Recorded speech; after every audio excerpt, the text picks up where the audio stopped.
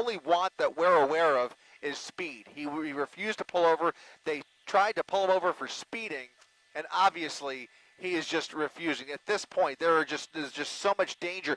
Every single one of those motorists on the freeway right now is in harm's way because of this guy right here, Mark.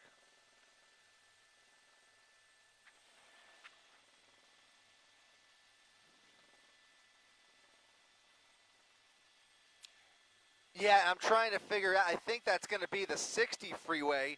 It is the 60 freeway. No, I'm sorry, that's the 10. He's getting onto the 10 freeway, and now that'll put him onto the eastbound side of the 10 freeway. What I don't see is any flashing lights behind him. So they have fallen back a little bit, still exceeding 100 miles per hour as he gets onto the 10 freeway. They've pulled back. I don't know if they've canceled the pursuit or if they've just pulled back because it was just going too fast. It looks like they may have actually canceled this pursuit. I don't see anybody within our view behind him. He is just flying down the 10 freeway, and I have to believe they have called this off at this point, Mark. Yeah. Now doing upwards of 125 miles per hour. With very few exceptions, as you know, Chris, and as you pointed out, the only people who escape, who manage to get away from police in pursuits, are those who are on motorcycles because of the agility, because of the speed, because of the acceleration they're capable of, even a souped-up CHP vehicle, I don't know if they're still supercharged or not. I know the old police interceptors were, but these, you know, they can go fast, but they can't go that fast, and they can't maintain it for that long. It's also unsafe for the pursuing officers, even if they can go 120. Not sure they want to try to capture somebody whose only crime, if you want to call it that, is speeding. That was the original want. So yeah, I think the Altadena office has pulled back a little bit for safety reasons, but they appear to be handing this off to CHP's Baldwin Park office. So if there are any Baldwin Park officers in front of him here, they may very well, it sounds like they're trying to get them involved, but he is continuing to do ridiculous speeds, splitting lanes at triple-digit speeds, and now starting to hug that HOV lane. So he's finding any openings he can. There's plenty of freeway to play with, by the way. I mean, traffic is relatively light, but whenever he does see any traffic, he just goes right through it, weaving across all lanes and splitting lanes, as I mentioned, at triple-digit speeds. It's just a matter of time before he makes a mistake here, but nonetheless, he's been able to evade those initial pursuing officers, at least for the time being. But CHP has unlimited resources, so they may very well be able to triangulate here and get some Baldwin Park units in position up ahead here. We're just crossing Azusa Avenue eastbound on the 10 freeway as we continue eastbound through the San Gabriel Valley.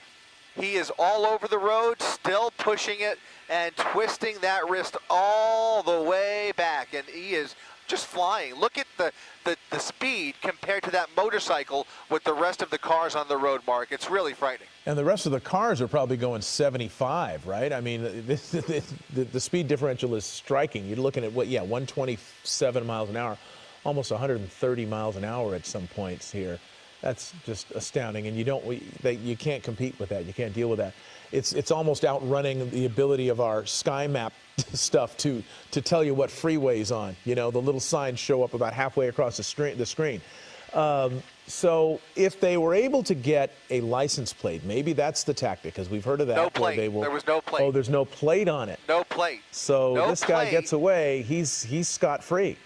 Exactly right, and he's choosing to take Grand Avenue off of the 10 freeway. Smart of him. Ooh, no, coming maybe up not. Very close Wow. to that curb there at the transition, and you can see he's now back on surface streets. You know, one of the other ways guys like him manage to get away at this time of the night is because air resources are limited. However, I could tell you that CHP's airship is about 60 seconds out. So while the ground units have lost him for the time being, they do not have a visual. We do, and now that CHP airship is seconds away from picking this up. That will bring a whole new surveillance to this situation, which may make it his unlucky night. If his before the airship gets on scene. That's one of the tricks there, but he may just be out of luck here. We'll see. He's slowing down, pulling into a Holiday Inn parking lot, maybe looking for a place to hide out if it's his bike. If it's not his bike, maybe he'll dump the bike completely. Yep. But it looks like he's pulling into this hotel, finding a parking spot, maybe running into the hotel, running through the front courtyard in front of the hotel, running around the building. We're going to come around here into the side of the Holiday Inn, which leads me to believe that he may have, well, I mean, it's not difficult to walk into a hotel, but some of those side entrances often require a room card. Right. But in this situation, I obviously cannot tell you whether he works here, whether he is staying at this hotel, whether he knows somebody here who might be expecting him. He could have given them the heads up, or if he is just randomly running into this hotel to hide out.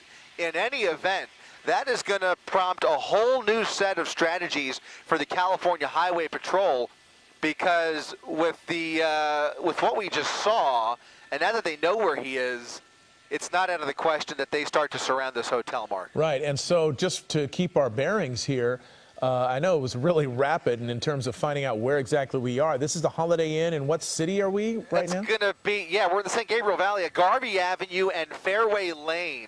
There's a couple of business hotels here in this little campus, and this Holiday Inn is just one of them, right along Garvey Avenue and Fairway Lane. Here in the San Gabriel Valley, he ran into that side entrance there where that staircase is, and it looks like he is going to blend in as long as he can here, but unless they have a description by witnesses or perhaps some security video that they can go back and review, I don't see any other officers even in this parking lot yet, so it may very well be that this guy quite possibly has gotten away, at least for now, Mark. Wow. Well, we will keep an eye on it. You know, all kinds of speculation goes into my head. If he's a guest and he uses that room key, the hotel will know exactly what guests use what room key at what time, so that would be an investigative tool for the pursuing officers if they choose to use it, if it's available to them. We will check back as needed and keep an eye on the situation. In the meantime, that's where police will be concentrating. Now we're going to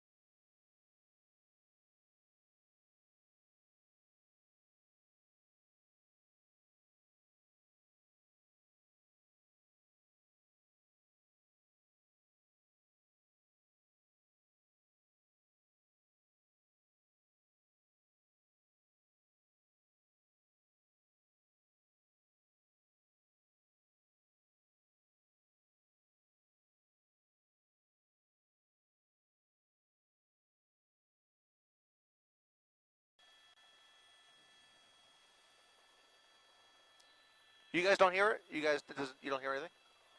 Oh, that's weird.